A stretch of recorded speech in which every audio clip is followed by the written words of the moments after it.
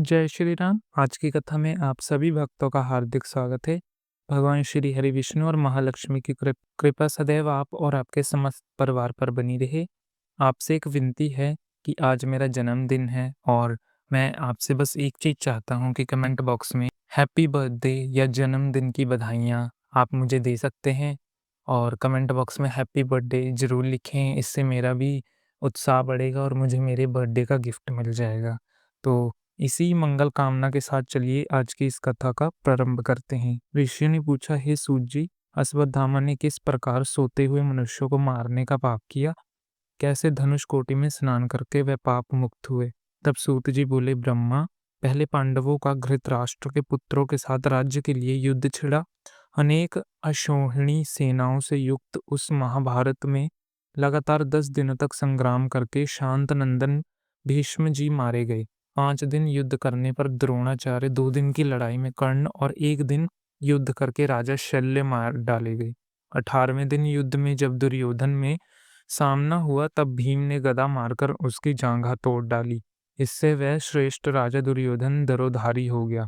तदा युद्ध की समाप्ति हो गई। अब राजा अपनी अपनी छावनी पर लौट जाने की जल्दी करने लगे। सबसे प्रसन्नता पूर्वक शिविर को प्रस्थान किया। दृषदुम्न और श्रीखंडी आदि समस्त श्रृंजय वंशी क्षत्रिय तथा अन्य राजा लोग भी अपने अपने शिविर को लौट गए। श्री कृष्ण और तिकी के 7 पांडव भी अपने शिविर में चले गए। उस समय श्री कृष्ण ने पांडवों से कहा, हम लोगों को मंगल के लिए आज की रात में शिविर से बाहर निवास करना चाहिए। तब श्री कृष्ण और सत्यदिक के साथ सब पांडव छावनी से बाहर निकल गए। उन सब उबती नदी के किनारे जाकर सुखपूर्वक व्यतीत की। कृतकर्मा, कृपार्चय और अश्वत्थामा सूर्यास्त होने से पहले दुर्योधन के पास गए। दुर्योधन रणभूमि में धूली धूर होकर पड़ा हुआ था।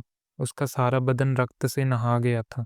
वह धरती पर पड़ा पड़ा छटपटा रहा था। उसे अब इस अवस्था में देखकर अश्वत्थामा आदि तीनों को बड़ा शोक हुआ। राजा दुर्योधन जी उन शव को देखकर शोक मनाने लगे। तब अश्वत्थामा क्रोध से प्रचंड अग्नि की भांति जल उठा। इस प्रकार बोला, हे राजन, इन नीच शत्रुओं ने छल से मेरे पिताजी को रणभूमि में गिरा दिया, परंतु उसके कारण मुझे वैसा शोक नहीं हुआ जितना कि आज तुम्हारे गिराए जाने पर हो रहा है। सुयोधन, मैं अपने सत्कर्मों की शपथ खा के कहता हूँ, आज रात में शिरंजय सहित पांडवों का श्री कृष्ण को देखते देखते ही वध कर डालूंगा। मुझे आज्ञा दो। अश्वत्थामा के ऐसे कहने पर दुर्योधन ने तथास्तु कहकर उसे सत्कृत्य दे दी। कृपाचार्य से कहा, आचार्य, आप द्रोणपुत्र को कलश के जल से सेनापति के पद पर अभिषेक कर दीजिए। कृपाचार्य ने ऐसा ही किया। सेनापति के रूप में अभिषेक होने पर अश्वत्थामा ने दुर्योधन को हृदय से लगाया और कृपाचार्य तथा कृतवर्मा के साथ तुरंत वहां से चला दिया।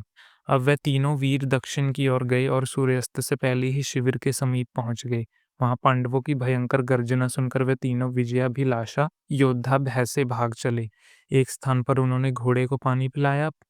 पास ही अनेक शाखाओं से प्रयुक्त सघन भट्ट का वृक्ष था। वहां जाकर तीनों रथ से उतर गए और घोड़े को वहीं छोड़कर आचमन एवं संधि उपासना, उसके बाद अंधकार से व्यतात भयंकर रात्रि सब और फैल गई। कृतवर्मा, कृपाचार्य और अश्वत्थामा शोक से पीड़ित होकर तट के समीप ही बैठ गए। कृतवर्मा और कृपाचार्य को तो नींद आ गई, किंतु क्रोध से कुलसित चित्त होने के कारण अश्वत्थामा को निंद्रा नहीं आई। वह सर्प की भांति लंबी सांस खींचता रहा।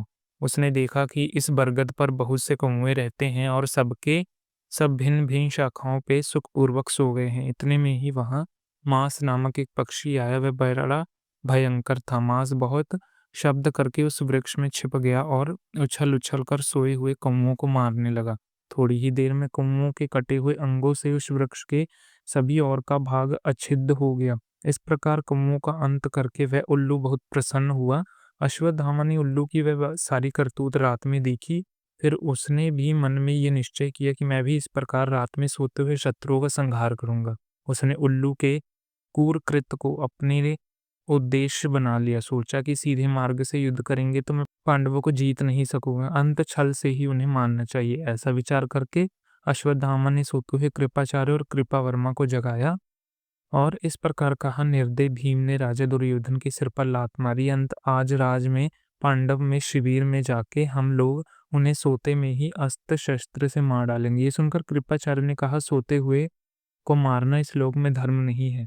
इस कुकर्म का कहीं भी आदर नहीं होता, और इस प्रकार जो लोग शस्त्र, रथ और घोड़ों को त्याग चुके हैं उनको भी मारना धर्म नहीं है। धृतराष्ट्र, परिवर्त, गंगाधारी तथा विदुर जी से पूछ लें, और फिर वह लोग जैसा कहेंगे वैसा करेंगे। अश्वत्थामा बोला, मामा जी, पांडवों ने छल से युद्ध में मेरे पिता को मारा है। इस प्रकार मैं भी रात में सोते हुए पांडवों का वध करूंगा। फिर ऐसा कहकर अश्वत्थामा घोड़े जुटाकर रथ पर सवार होकर क्रोध से जलता हुआ पांडवों की ओर चल दिया। पीछे पीछे कृतवर्मा और कृपाचार्य भी गए। शिविर के द्वार पर पहुंचकर द्रोणपुत्र अश्वत्थामा खड़ा हो गया। उसने रात में ही कृपा निधान महादेव जी की आराधना करके उसने एक उज्जवल खड्ग अर्थात तलवार प्राप्त किया। तत्पश्चात कृतवर्मा और कृपाचार्य दोनों को शिविर के द्वार पर ही खड़ा करके वह संयम भीतर घुस गया। उस समय द्रोणपुत्र अत्यंत कुपित होकर तेज से प्रज्वलित हो उठा और धीरे धीरे वह दृश्य दमन के शिविर में गया। वहां महायुद्ध से थके हुए धृष्टद्युम्न आदि वीर अपनी सेना के साथ निश्चिंत होकर सो रहे थे। अश्वत्थामा ने तमशैया पर सोते हुए महाबली धृष्ट दमन को क्रोधपूर्वक पहले लात से मारा और फिर अगाध से जगत दृष्ट दमन सैया से उठा लगा। उसी समय द्रोणपुत्र ने उसके बाल खींचकर उसे पृथ्वी पर गिरा दिया। उसकी छाती पर चढ़कर धनुष की डोरी से उसके गले को कसकर बांध दिया। बेचारा विवश होकर चीखता और छटपटाता रहा, किंतु अश्वत्थामा ने उसे पशु की तरह गला दबाकर मार डाला। उसने सब सैनिकों को सोते हुए ही मार डाला। युद्धमनु और महापराक्रमी उत्तम बजा को, द्रौपदी के 5 पुत्र को तथा युद्ध से बचे हुए सैनिक नाम वाले क्षत्रिय वीरों को भी उसने मौत के घाट उतार दिया। शिखंडी आदि बहुत से क्षत्रिय वीरों को अश्वत्थामा तलवार से काट डाला, और उसके भय से भागकर जो लोग दरवाजे से निकलकर सब सैनिकों को कृतवर्मा और कृपाचार्य ने मृत्यु के घाट बना दिया। इस प्रकार सारी सेना के मारे जाने पे वह शिविर उसी प्रकार सना हो गया जैसे प्रलय काल में तीनों लोग शून्य हो जाता है। तदंतर फनों से योद्धा पांडवों से भयभीत होकर शीघ्रित गति से इधर उधर निकलकर भागे। अब अश्वत्थामा नर्मदा को मनोरथ तट पर चला गया। वहां सहस्त्र वेदों की ऋषि परंपरा पुण्य कथाएं कहते हुए उत्तम तपस्या में संगलीन रहते थे। द्रोणाचार्य का पुत्र उन ऋषियों के आश्रम में गया। उसके प्रवेश करते ही, ब्रह्मवादिनी अधम ब्राह्मण है, तेरे दर्शन में हम लोग भी निश्चिंत है, पतित हो जाएंगे। तुझसे वार्तालाप करने पर 1000 हज ब्राह्मण हत्याओं का पाप लगेगा। अंत हे नराधम, तू हमारे आश्रम से दूर हो जा। उनके ऐसे कहने पर अश्वत्थामा लज्जित होकर उनसे मुनि सेवत आश्रम से निकल गया, और इस प्रकार वह काशी आदि सभी पुण्य तीर्थों में गया, परंतु वहां के महात्मा ब्राह्मणों ने नींद होकर लौटा दिया। अंत में प्रायश्चित करने की से इच्छा से भगवान वेद व्यास जी की शरण में गया। महामुनि व्यास जी बद्री कांड में विराजमान थे।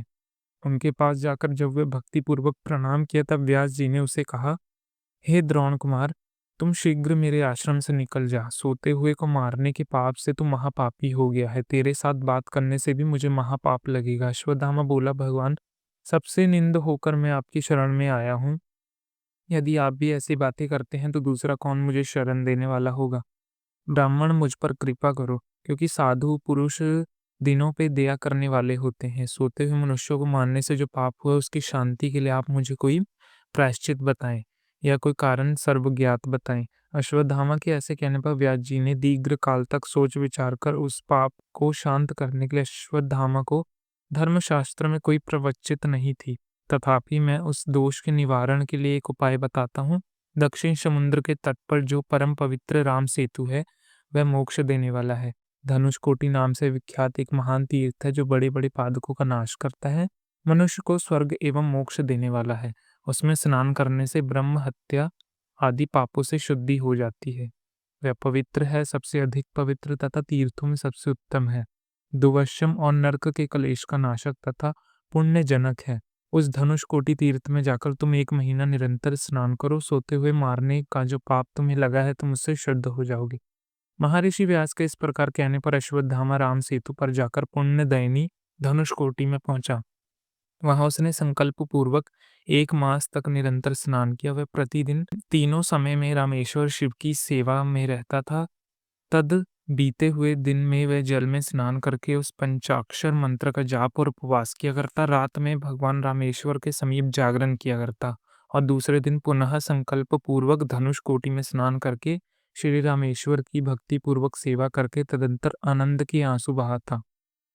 शिव जी के आगे नृत्य करने लगा। उस समय भगवान शंकर प्रसन्न होकर उसके सामने प्रकट हुए और उसको दर्शन दिए। भगवान शिव ने इस प्रकार संतवंत किया, हे देवेश्वर, आपको नमस्कार है। करुणाकारी शंकर विपत्ति रूपी समुद्र में डूब गए हुए प्राणियों को पार लगाने के लिए चरणाविंद जहाज रूप है। महामृत्युंजय, हे त्रिलोकी, आप अपनी कृपा दृष्टि से मेरी रक्षा कीजिए। इस प्रकार स्तुति करने पर महादेव जी प्रसन्न होकर अश्वत्थामा से बोले, द्रोण कुमार, सोते हुए को मारने के कारण जो तुम्हें पाप लगा था वह धनुष कोटि में नहाने से दूर हो गया है। अब तुम कोई वर मांगो। तब अश्वत्थामा बोले, महाश्वर, आज आपके दर्शन मात्र से मैं कृतार्थ हो गया। महादेव, मुझ पर कृपा कीजिए और मुझे वरदान दीजिए कि आपके चरणों बिंद में मेरी अविचल भक्ति हो। तथास्तु। ऐसा कहकर देवों के देव महादेव जी अंतर ध्यान हो गए। इस प्रकार पाप रहित शुद्ध एवं निर्बल अश्वत्थामा को उस समय से सभी महर्षियों ने ग्रहण किया। जय श्री राम। के आगे की कथा का वृतांत आप कल की कथा में सुनेंगे और आज की कथा को समापन करते हैं। तो मुझे आशा है कि आपको ये कथा अच्छी लगी, और कथा अच्छी लगी हो तो कमेंट बॉक्स में राधे राधे लिखना। और जैसा कि आप सभी को मैंने पहले बताया है, आज मेरा जन्मदिन है, तो कमेंट बॉक्स में हैप्पी बर्थडे ज़रूर लिखिएगा।